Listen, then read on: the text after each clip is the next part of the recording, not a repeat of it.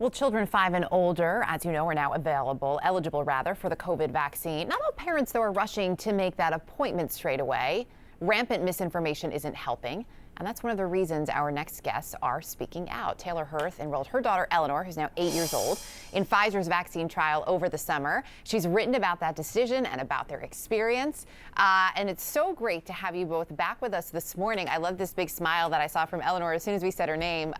Taylor, I know that shortly after the vaccine was authorized for kids, you learned that Eleanor, in fact, had received the vaccine. You didn't know until then, but she was not given a placebo, so she's actually had some protection for months.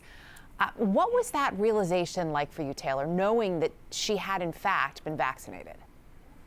It was a huge relief. Up until last Friday, we were under the impression that we would not be unblinded, even if there was emergency authorization, until almost Christmas. So it was almost frustrating knowing that we might still have to wait, even though everybody else was able to get the vaccine, that we might still have to wait. So so a sense of relief too, I would think. Eleanor, so when you found out, I understand you were pretty excited too. I'm wondering, have any of your friends had questions for you because they know that you got the vaccine a long time ago?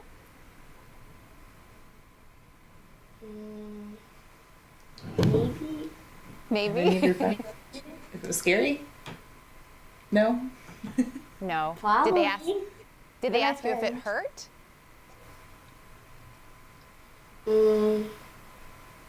Yeah.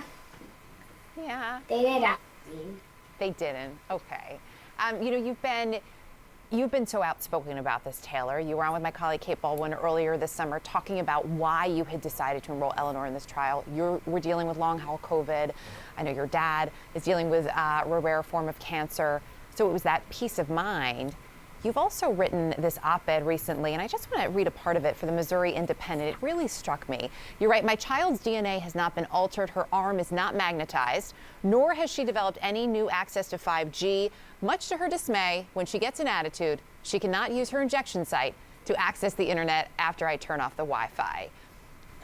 It's great and it's funny and it makes you laugh. But I will say, what you write in there is very serious, and I think you do a great job of debunking some of these myths out there about long-term side effects, for example, or how the vaccine can impact your child. What has the response been to that op-ed? Mostly people are just grateful that I'm debunking some of the myths that are out there.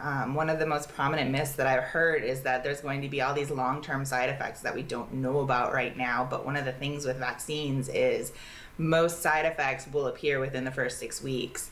And beyond that, in the history of vaccines, there's been no long-term side effects that randomly appear like years later after the injection. They always, almost always appear within the first month.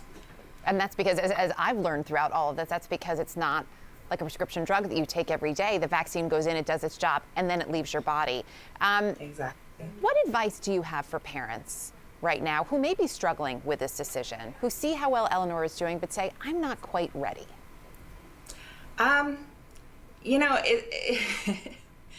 It's really a personal decision, and it's to protect the people around you. We aren't high risk people. We are healthy, and I know that she's not at high risk for any complications.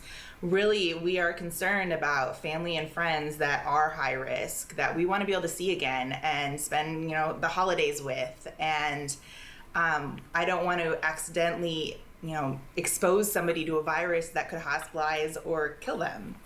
So it's really about protecting the people that you care about. Taylor and Eleanor Hirth, it's great to have you back with us today. Here is to hopefully some less stress over the holidays, knowing that Eleanor is fully vaccinated at this point. Hope to talk to you again. Thanks.